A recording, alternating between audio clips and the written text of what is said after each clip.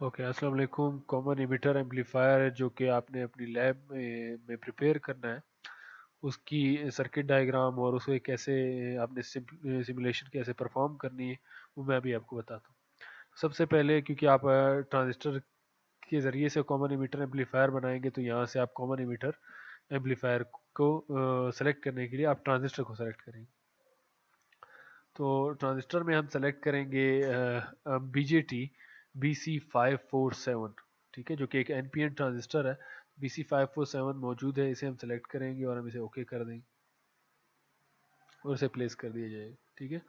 उसके अलावा जो नेक्स्ट आपने इसकी बाइसिंग करने के लिए आपको सबसे पहले ज़रूरी है कि आपका ट्रांजिस्टर वर्कआउट कर रहा हो, तो हम इसके लिए जो बाइसिंग यूज़ करेंगे वो होगा वोल्टेज डिवाइडर बाइस, ठीक है। तो वोल्टेज डिवाइडर बाइस के लिए डीसी सोर्स की ज़रूरत होगी। तो डीसी सोर्स के लिए हम यहाँ से वीसीसी सेलेक्ट कर लेंगे,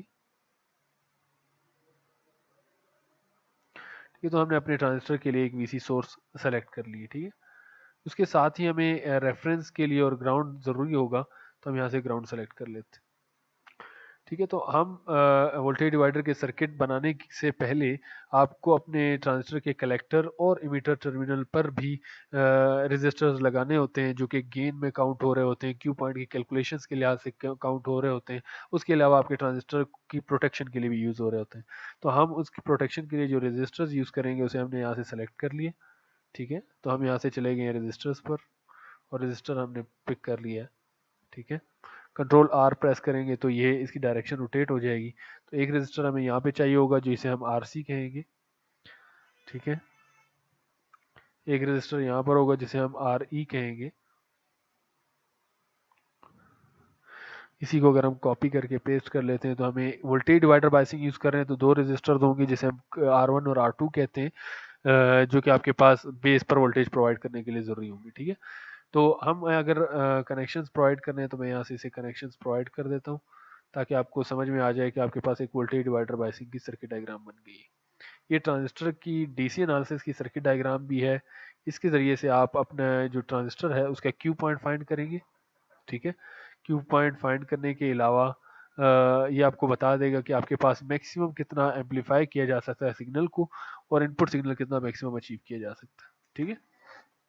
तो ये रजिस्टर जिसे आपने यहाँ पर लिखा है, इसे आप आर सी कहेंगे, और इसकी वैल्यू हम एज्यूम कर लेते हैं, हम सेट करते हैं 4.7 किलो, ठीक है।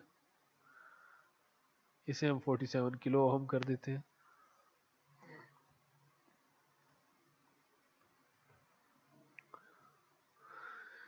इसे हम 10 किलो ओम कर देते हैं।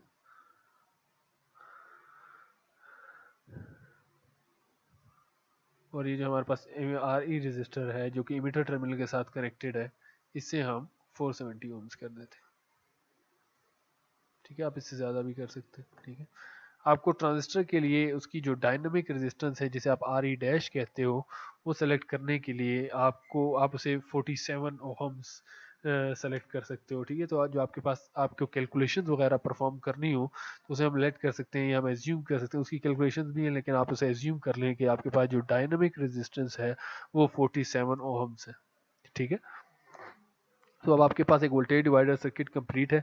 अब जब इसे एम्पलीफायर में कन्वर्ट करना है, जो कॉमन इमीटर एम्पलीफायर होगा, तो उसके लिए आपको कैपेसिटर्स कनेक्ट करने पड़ेंगे, जो कि आपके पास कपलिंग कैपेसिटर्स होंगे, और आपके पास बाईपास कैपेसिटर्स होंगे। हम 10 माइक्रो का सेलेक्ट कर लेते हैं, ठीक है। तो 10 माइक्रो का एक कपलिंग कैपेसिटर यहाँ पर आ चुका है।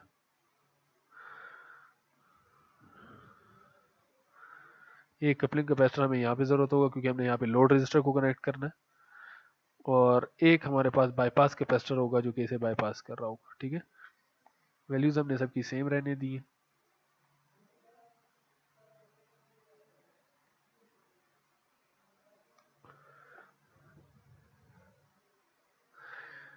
अब ये जो दो कपलिंग कैपेसिटर्स हैं, इनके साथ एक इनपुट सोर्स कनेक्ट हो रही होगी और एक के साथ अब हमारे पास लोड कनेक्ट हो रहा होगा, ठीक है। तो लोड के लिए हमें दोबारा से एक रेजिस्टर चाहिए होगा, उसे हम कंट्रोल आर करके शिफ्ट करेंगे तो वो रोटेट हो जाएगा, ठीक है। और हम उसे यहाँ पे प्लेस कर देंगे।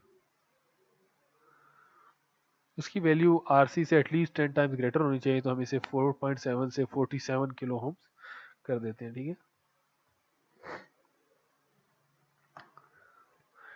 इनपुट सोर्स के तौर पर हम यहाँ पर चले जाते हैं, हम एसी पावर यहाँ से सेलेक्ट कर लेते हैं और ओके कर देते हैं।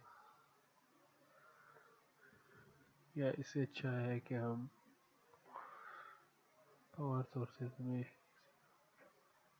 एसी वोल्टेज सेलेक्ट कर लेते हैं ताकि आपको इजीली पता चले।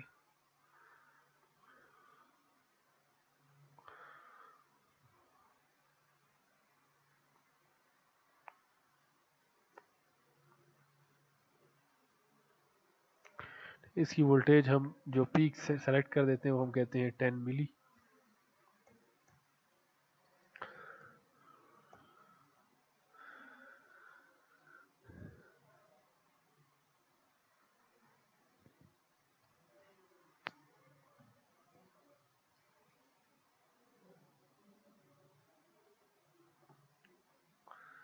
हमें सिर्फ करना ये है कि हमें चेक ये करना है कि हमारे पास जो इनपुट सिग्नल आ रही है तो हमें यहाँ पर एम्पलीफाइड सिग्नल मिल रहा है या नहीं मिल रहा है। ये हमने अपने जो कनेक्शन है उन्हें कंप्लीट कर दिया। ठीक है, कंप्लीट करने के बाद हम यहाँ पर अभी ऑसिलोस्कोप कनेक्ट कर देंगे। ठीक है, ऑसिलोस्कोप में हमारे पास दो चैनल्स हैं, तो चैनल ए में हम कनेक्ट कर देते हैं आपके पास जो भी इनपुट सोर्स आ रही है। ठीक है, और नेगेटिव के लिहाज से आप इसको कनेक्ट कर देते हैं ग्राउंड के साथ।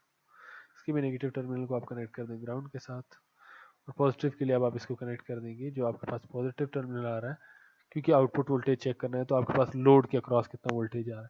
तो ये तो सारा प्रोसेस था कि आपके पास सर्किट डायग्राम और उनकी वैल्यूज़ को कैसे सेट किया जाए।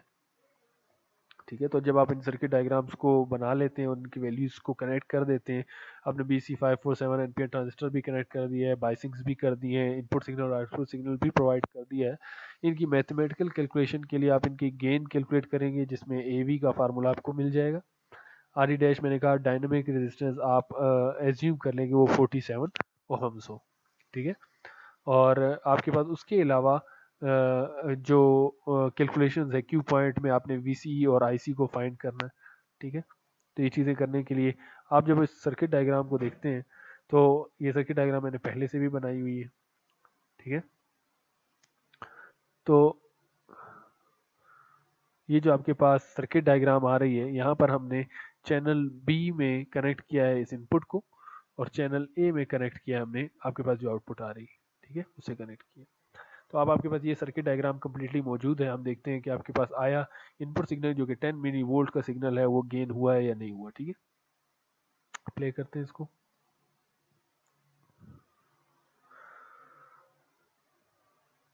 और इस पर डबल क्लिक करते हैं तो हमारे पास सिग्नल ऑसिलोस्कोप में आपके पास जो वेव फॉर्म है वो आ रही होगी। ठीक है, आपको सिग्नल के जो सिग्नल्स आ रहे हैं, ठीक है, वो आपको नज़र आ रहा है कि एक सिग्नल दूसरे सिग्नल से आउट ऑफ फेज में आ रहा है, 180 डिग्रीज का फेज शिफ्ट आ रहा है। तो ये जो 180 डिग्रीज का फेज शिफ्ट है, ठीक है, इसकी क्या वजह है, इसका रीज़न क्या है? इसका रीज़न ये है कि आपके पास, क्योंकि आप कॉमन इमीटर एम्पलीफायर डिज़ाइन कर रहे हैं, तो आपके पास जो सिग्नल है वो आउट ऑफ फेज है, तो 180 डिग्रीज का फेज शिफ्ट आ रहा है, opposite of the data signal है कि जो भी आपके पास आ रहा है। इसको समझने के लिए मैं इसको पॉज कर देता हूँ ताकि आपको सिग्नल सही से समझ में आ जाए। तो आपके पास एक सिग्नल ये आ रहा है, ठीक है, जो कि आउट ऑफ फेज है, और एक सिग्नल ये आपके पास आ रहा है। ठीक है, आपको यहाँ से पता चल सकता है कि चैनल बी 1.6 उसकी पोजीशन है, तो ये जो आपके पास सिग्नल मौजूद है ये चैनल बी है और ये channel A. It means channel B input signal है जो कि आपने कितने वोल्ट्स का प्रोवाइड किया था, 10 मिली वोल्ट्स। ठीक है, 10 मिली वोल्ट्स का आपने प्रोवाइड किया था। तो आप जब इस सिग्नल को देख रहे हैं तो आप देखते हैं कि ये आपके पास दो बॉक्सेस को कवर कर रहा है। तो जब ये दो बॉक्सेस को कवर कर रहा है, it means 1 volt 10 millivolt है, दूसरा 10 मिली वोल्ट, तो 10 मिली वोल्ट का पीक आपको मिल रहा है। इस रेफरेंस पॉइंट से लेकर यहाँ तक का पीक 10 मिली वोल्ट है। ठीक है, तो 10 मिली वोल्ट पीक का सिग्नल आपने इनपुट के लिए प्रोवाइड किया था, ये एग्जैक्टली वही सिग्नल है। तो आप देखते हैं कि आपके पास आउटपुट में जो सिग्नल आ रहा है, तो आया वो एम्पलीफाई हुआ भी है या नहीं है, इसे फिर आप उसकी कैलकुलेशन से भी वेरीफाई करेंगे। हम देख रहे हैं कि दो बॉक्सेस ये भी कवर कर रहा है, लेकिन आउट ऑफ फेज है, हमें पता चल गया कॉमन इमीटर एम्पलीफायर की वजह से। लेकिन कितना क्या एम्पलीफाई हुआ या नहीं हुआ उसको देखने के लिए दो बॉक्सेस कवर कर रहे हैं, लेकिन यहाँ पर स्केल में जो आपके पास वोल्टेज की डिविजन आ रही है कितनी है, 1। ठीक है, इसका मतलब है कि आपके पास 1 वोल्ट यहाँ इस रेफरेंस पॉइंट से लेकर यहाँ तक जो आपके पास वोल्टेज का पीक है वो 1 वोल्ट है। तो इनपुट आपके पास 10 मिली वोल्ट का सिग्नल आ रहा है और आउटपुट में आपको 1 वोल्ट मिल रहा है। तो इट मीन्स एक एम्पलीफाइड आउटपुट सिग्नल मिल रहा है, आपको गेन मिल रहा है।